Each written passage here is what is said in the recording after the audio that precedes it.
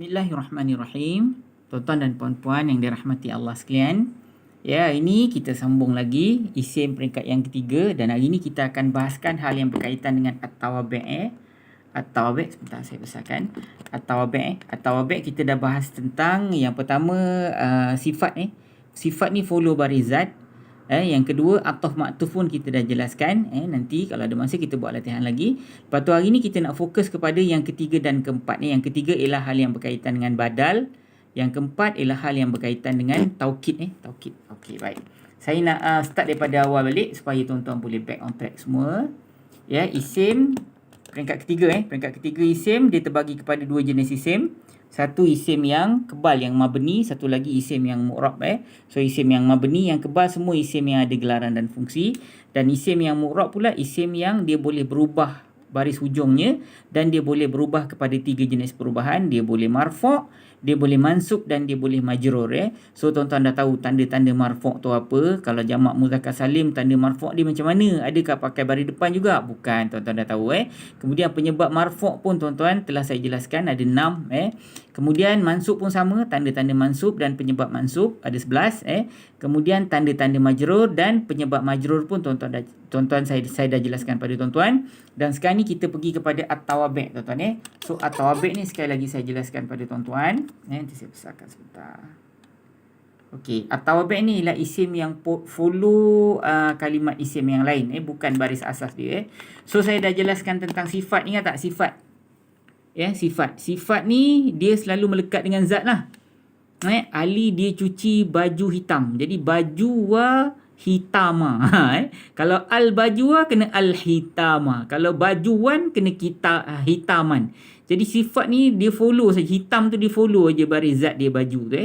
Kemudian atof maktuf pun saya dah jelaskan. Ahmad dia beli buku wa pensil, buku wa pensil lah, wa pemadam. Jadi pensil dengan pemadam tu isim yang kedua tu dia akan follow isim yang pertama. Sebab apa? Sebab yang menyebabkan dia follow tu ialah waw ataf tu. Jadi waw ataf kerja dia menyebabkan isim yang kedua follow isim baris isim yang pertama tu kalau dia sama kategori. Semua kategori yang contoh tadi ialah yang dibeli oleh pelaku dia tu. Okey, hari ni kita nak fokus tentang badal dan taukid. Ni dua-dua ni kalau tuan-tuan lupa, tuan-tuan buka balik kita punya video sebelum ni. Baik, hari ni kita nak bahas tentang badal dengan taukid, tuan-tuan. Ni apa makna badal? Baik, badal ni ialah tukaran sebanding, tuan-tuan. Badal ni ialah tukaran sebanding. Contoh yang selalu saya beri kalau kita dalam kelas lah. Ahmad, saya berjalan dengan Ahmad. Adik saya dia tu. Jadi adik tu dia badal kepada Ahmad. Jadi kalau saya berjalan dengan Ahmad, Ahmad tu kena baris bawah lah B Ahmad. B dengan Ahmad tu kena baris bawah Ahmadi. Saya berjalan B Ahmadi. Kemudian adik tu dia kena follow baris bawah akhi. Akhi tu maknanya apa? Akhi tu maknanya adik saya. Jadi kalau saya berjalan dengan Ahmad, adik saya dia tu. So adik tu ialah badal kepada Ahmad. Jadi apa saja baris si Ahmad tu badalnya adik tu kena follow, kena ikut. Tuan-tuan. Okey, baik. Yang keempat ialah taukid. Taukid ni ialah penegasan sebenarnya. Jadi antara contoh yang saya berikan pada tuan-tuan dalam video kita yang pertama tadi, kalau disebut dua kali, saya datang dengan Ahmad. Ahmad lah yang datang bersama dengan saya. Kan ada dua kali Ahmad kan. Jadi Ahmad yang kedua tu dia taukid, dia follow kepada Ahmad yang pertama tu, tuan-tuan. Ataupun contoh yang tuan-tuan tengok dalam kitab selalu disebut Ahmad dia datang, dirinya sendiri yang datang. Ataupun raja dia datang, dirinya sendiri yang datang. Jadi diri tu dia akan follow baris raja ataupun baris Ahmad tu. Contohnya Ja'a al-maliku. Maliku kan raja kan. Ja'a telah datang al-maliku. Malik tu baris depan sebab dia merupakan pelaku. Dia yang buat kerja datang tu kan. Ja'a al-maliku nafsuhu. Dirinya sendiri. Datang raja dengan diri dia sendiri. Maknanya raja tu sendiri yang datang. Jadi nafsu kan makna diri, tuan-tuan kan. Jadi nafsu tu dia baris depan sebab dia follow raja tu. Tapi kalau raja tu baris atas, nafsahu. Kalau raja tu baris bawah, maliki nafsihi. Jadi apa pun saya nak sebut, taukid dia follow baris apa yang diikut tu.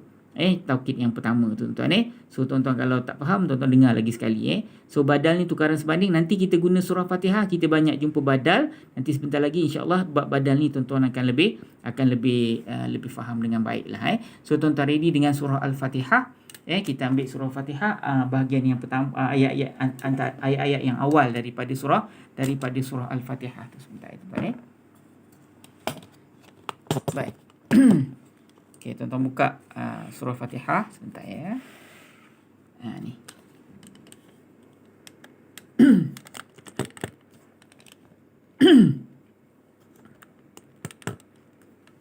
Okey. Tuan-tuan tengok, Alhamdulillahi Rabbil Alamin. Alhamdulillahi Rabbil Alamin. Ni teknikal tuan-tuan tahu. Ni secara teknikal Tuan-tuan jangan samakan dengan Bismillah tuan-tuan Bismillahirrahmanirrahim. Di sini tak ada badal.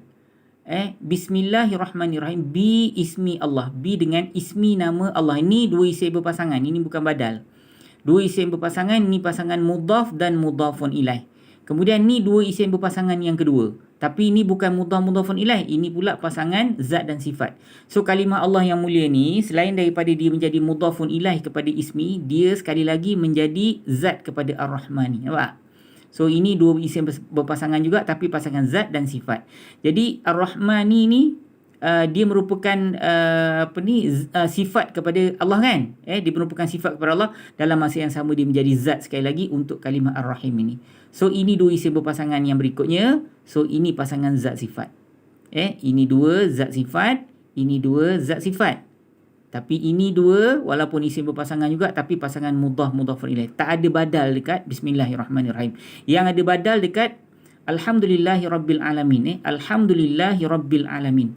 So alhamdu segala puji lillah untuk Allah kan. Siapa dia Allah? Iaitu Rabbi. So badal tuan-tuan, penambahan yang sesuai ialah iaitu. Iaitu Rabbi al-Alamin, yang memelihara ataupun Tuhan sekalian alam. Segala puji untuk Allah, iaitu Tuhan sekalian alam, ataupun iaitu yang memelihara sekalian alam. Jadi ini kita panggil dia badal.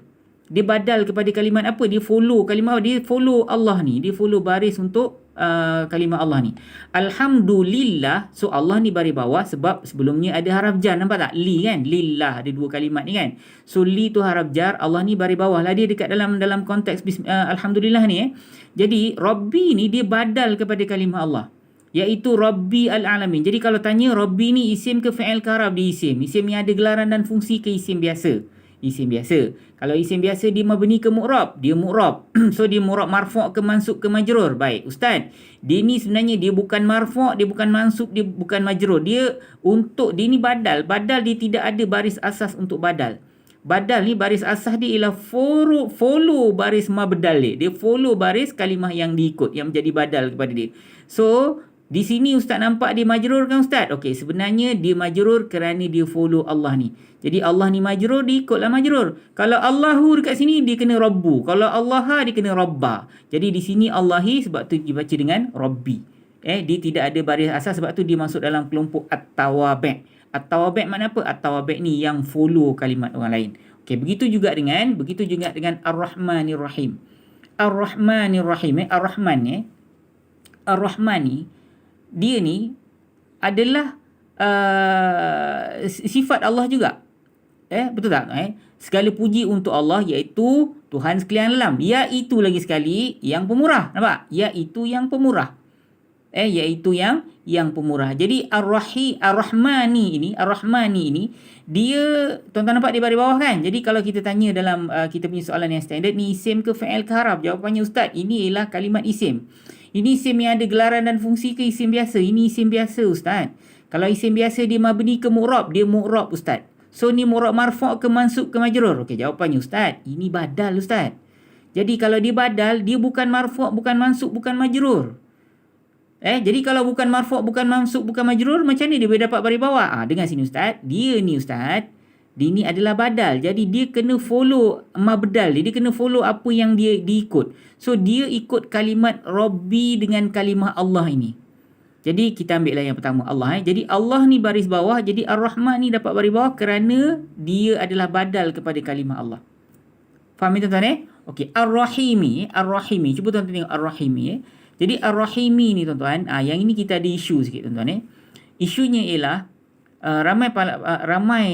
Ustaz-ustaz Nahu disebut Ar-Rahimi ni adalah merupakan badal pada kalimah Allah ni juga. Ni sifat Allah juga kan Tapi pada saya lah tuan-tuan dari segi makna betul dia merupakan sifat kepada Allah. Tuan-tuan nak kata dia badal okey lah dari segi makna betul dia ni sifat Allah juga. Tapi dari segi teknikal Nahu pada saya lah kalau tuan-tuan tak nak setuju pun tak apa. Dia ni lagi sekali dua isim berpasangan, ini zat dia lagi sekali, ini sifat. Dia selain pada menjadi badal, dia menjadi zat kepada Ar-Rahim. Tuan-tuan boleh tanya dengan ustaz lain, dan kalau ustaz lain memberi pandangan yang berbeza dan dengan hujah-hujah dia, tuan-tuan terimalah pandangan mereka. So pada pandangan saya dua-dua betul. So yang kalau dari sudut makna betul, dia ni merupakan badal ataupun sifat kepada Allah yang menjadi badal dari segi makna. Tapi dari segi teknikal saya lebih cenderung kata dia ni ialah pasangan zat dan sifat. Tapi tak ada masalah. Yang penting tuan-tuan faham makna dia. So kalau ada ustaz lain yang bagi pandangan beza, jangan marah, jangan gaduh. Kalau dia bawa hujah yang baik, terima hujah dia. Baik, kemudian ada badal lagi. Ada, tuan-tuan, Maliki ni, Maliki. Iaitu Raja Hari Kiamat. Tengok, semua ni badal, Yang pertama, segala puji untuk Allah. Okey, siapa dia Allah? Iaitu Rabbi Al-Alamin. Iaitu yang pemurah. Iaitu yang penyayang. Iaitu Raja pada Hari Kiamat. Nampak? Semua ni cerita tentang Allah ni. Nampak? Semua cerita tentang Allah. So, ini semua adalah badal. Dia jadi badal bukan kerana dia bercerita tentang Allah. Hal teknikal, tuan-tuan, Hal teknikal. Teknikal ni macam mana tau? Okey, katalah ke Maliki kita bahas Tuan-tuan kena bagi jawapan tau. Sama ada orang setuju tak setuju tu belakang kira, tapi tuan-tuan mesti kena bagi jawapan. Jadi soalannya ialah, ini isim ke fi'il ke haraf? Jawapannya isim, ustaz. Mana tanda isim dia? Ujung dia baris bawah, ustaz. Apa ganti nama diri dalam Maliki? Huwa, ustaz. Jantinanya muzakkar, jumlahnya mufrad, ganti nama diri ketiga sebab dia isim automatik ganti nama diri dekat dalam Maliki ini ialah huwa. Itu teknikal Baik, soalan yang kedua, peringkat yang kedua. Okey, kalau teknikal ini peringkat kedua ini isim ke fi'il ke haraf? Sekali lagi kita kata di isim. Okey, soalan peringkat kedua, ini isim yang ada gelaran dan fungsi ke isim biasa? Ini isim biasa, ustaz.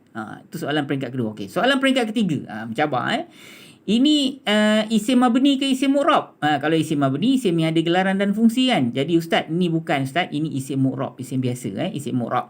Baik, kalau mu'rab cuba tengok ni. Dia mu'rab marfu' ke mu'rab mansub ke mu'rab majrur? Jadi tuan-tuan akan kata ini peringkat ketiga tuan-tuan Ini mu'rab majrur ustaz. Kenapa awak kata majrur? Saya nampak dia baris bawah kat ujung. Baris bawah kan tanda majrur untuk kalimat isim biasa. Tuan-tuan akan jawab gitu kan? Baik, persoalan dia. Tanda majrur di mana? Baris bawah. Okey, soalan yang paling rumit yang tuan-tuan kena jawab, kenapa dia berpangkat majrur? Kenapa dia berpangkat majrur? Jawapannya dia berpangkat majrur, ustaz. Okey, sebenarnya dia ni adalah badal. Jadi untuk badal, dia bukan marfu', dia bukan mansub, dia bukan majrur. Habis kalau bukan marfu', bukan mansub, bukan majrur ni pasal apa dia baris bawah ni? Jawapannya dia ni badal, ustaz. Dia kena ikut apa yang dia follow. Mabdal dia mana? Mabdal dia ialah Allah ataupun Rabbi ataupun Ar-Rahman ni ataupun Ar-Rahim ni. Semua baris bawah kan? Jadi sebab dia ni adalah badal. Ni soalan teknikal Nahu peringkat ketiga, tuan-tuan. Peringkat pertama dengan peringkat kedua, tuan-tuan tak boleh jawab soalan tu. Peringkat ketiga, tuan-tuan, mesti kena cari jawapan. Kenapa dia majrur, ustaz? Jawapannya dia ni badal. Kalau badal, dia bukan marfu', bukan mansub, bukan majrur. Sebaliknya, dia follow baris yang dia follow. Dia follow mabdal dia. So, dia mabdal kepada kalimah Allah. Jadi, Allah ni Allahi, maka Maliki ni pun dia baris bawah. Sebab nanti tuan-tuan akan tanya, ustaz, ini rangkap isim ke rangkap fi'il? Ini rangkap isim. Jadi, kalau rangkap isim, tuan-tuan kena cari dua maklumat, ingat tak? Subjek dengan khabar. So Maliki ni subjek, Yaumiddin ni khabar dia. Jadi pasal apa subjek ni dia tak baris depan? Ustaz kata kalau subjek kena baris depan. Jadi bila konflik tu timbul, baru kita sebut. Selain daripada menjadi subjek, dia ni kita nampak dia baris bawah sebab dia adalah badal. So baris sebagai badal adalah lebih dominan lah. Adalah lebih dominan. Dia lebih kuat. So tuan-tuan, Maliki ni dia baris bawah kerana dia adalah badal kepada kalimah Allahi dekat atas ni. Jadi kalau ada isu kata kenapa dia ni subjek, kenapa dia tak baris depan? Itulah jawapan tuan-tuan, dia badal. Selain daripada menjadi subjek, dia juga menjadi badal. Okey, Maliki Yaumiddin, tuan-tuan. So kita bahas kalimat ni, saya nak tanya tentang Addi ni kenapa baris bawah Okey, Maliki ni raja, dia baris bawah, tuan-tuan dah tahu. Yaumi maknanya hari So Maliki Yaumi ni dua isim berpasangan, tuan-tuan Dia dua isim berpasangan. So dia ialah pasangan dia adalah pasangan mudhaf dan mudhafun ilaih, tuan-tuan Dia adalah pasangan mudhaf dan mudhafun ilaih. So Yaumi ni selain daripada dia menjadi mudhafun ilaih, sekali lagi dia menjadi mudhaf kepada Addi ni. Sebab tu dia tak boleh ada alif lam dan tanwin, tuan-tuan So Yaumi ni, tuan-tuan, dia merupakan dia merupakan mudhafun ilaih kepada Maliki, sebab tu dia baris bawah. Okey, sekarang ni fokusnya ialah Yaumiddin ni, hari kiamat ni. Hari agama ni maknanya hari kiamat kan. Okey, cuba tuan-tuan tengok ad-din ni. Ini dua isim berpasangan tuan-tuan. Ni dua isim berpasangan dua isim berpasangan. So dua isim berpasangan dia ada dua jenis. Satu pasangan zat dan sifat, satu lagi pasangan mudhaf dan mudhafun ilaih. Cuba tuan-tuan tengok elok-elok Yang lain-lain tuan-tuan jangan fokus dulu sekejap. Tuan-tuan tengok. Ini dua isim berpasangan. Dia ni pasangan mudhaf dan mudhafun ilaih ke pasangan zat dan sifat? Okey, soalan saya ialah ad-dini. Kenapa dia baris bawah? Kenapa dia dapat pangkat majrur? Ni dua isim berpasangan tuan-tuan So kenapa ad-dini dapat pangkat majrur? Kenapa dia baris bawah ni? Kenapa tak baca dinu atau dina? Ni dua isim berpasangan tuan-tuan Ni dua isim berpasangan, dan din ini, ad-din ini, kenapa dia dapat pangkat majrur? Kenapa dia baris bawah? So tuan-tuan tolong jawab dan hantar ke 0108173131. Terima kasih atas perhatian. Assalamualaikum warahmatullahi wabarakatuh.